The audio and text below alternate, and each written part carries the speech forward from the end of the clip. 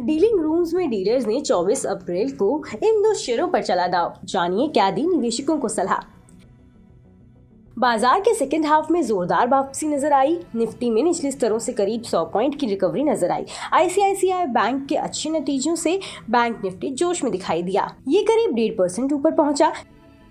सभी PSU bank मजबूती के साथ कामकाज करते हुए नजर आए। वहीं आरबीआई से राहत मिलने के बाद एचडीएफसी ट्विंस ने भी बाजार को सहारा दिया। एचडीएफसी को एचडीएफसी लाइफ में हिस्सा बढ़ाकर 50% से ज्यादा करने की मंजूरी मिली।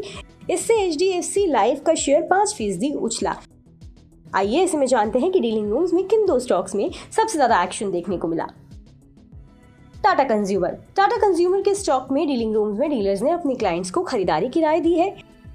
इस स्टॉक में Q4 नतीजों से पहले डीलर्स की BTSD यानी आज खरीदने और कल बेचने की सलाह है।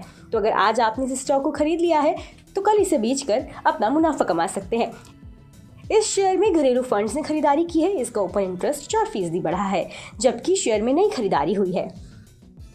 एशियन पेंट्स दूसरे स्टॉक के तौर पर डीलर्स ने एशियन पेंट्स के शेयरों में खरीदारी करने की सलाह अपने क्लाइंट्स को दी है। डीलर्स की इस स्टॉक में पोजीशन खरीदारी की सलाह है। डीलर्स के मुताबिक ये शेयर 5 से 7% तक ऊपर चढ़ सकता है। बता दें कि CNBC आवाज पर हर दिन एक खास शो कमाई का अड्डा में एक खास सेगमेंट डीलिंग रूम चेक पेश किया जाता है, जिसमें यतिन मोहता सूत्रों के द्वारा ब्रोकरेज हाउस के डीलिंग रूम से ये जानकारी हासिल करते हैं कि आज किन दो स्टॉक्स में ब्रोकरेज ने अपनी क्लाइंट्स को सबसे ज्यादा ट्रेड लेने की सलाह दी।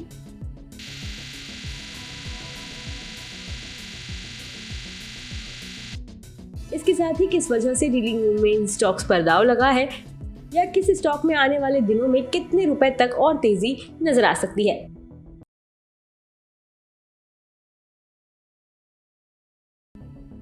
बता दें कि यहाँ मुहैया जानकारी सिर्फ सूचना हेतु दी जा रही है। मार्केट में निवेश बाजार जोखिमों के अधीन है।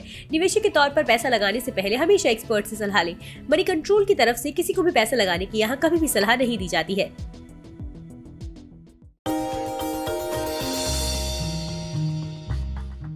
डू यू नो में आज हम बातचीत करने वाले हैं हर घर का चहेता ब्रिटानिया के बारे में। दरअसल ब्रिटानिया आपको आमतौर पे एक बिस्किट कंपनी लगती होगी, लेकिन ब्रिटानिया एक बिस्किट कंपनी ही नहीं है, बल्कि कन्फेक्शनरी कारोबार में एक काफ़ी बड़ी फूड जायंट के तौर पे आप इस कंपनी को देख सकते हैं।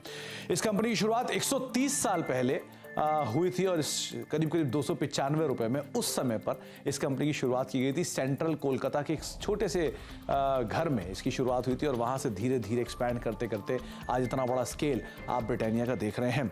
ब्रिटिश बिजनेसमैन ने एक स्मॉल हाउस में इस कंपनी की शुरुआत की थी, जिसको धीरे से या फिर बाद में विद टाइम एक्वायर किया गया था गुप्ता ब्रदर्स की तरफ से, और इस कंपनी का नाम बन गया था VS ब्रदर्स।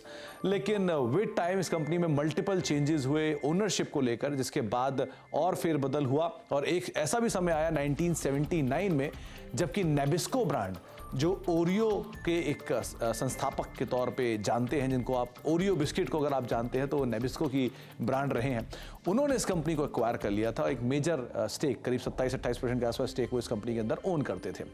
लेकिन जो एग्जिस्टिंग प्रमोटर है वाडिया ग्रुप ने, उन्होंने करीब 1990 में इस कंपनी को एक्वायर किया। तो आप अंदाजा लगा लिए करीब 3 दशक से ज्यादा का हिस्सा जो है वो एग्जिस्टिंग प्रमोटर्स के पास इस कंपनी का है।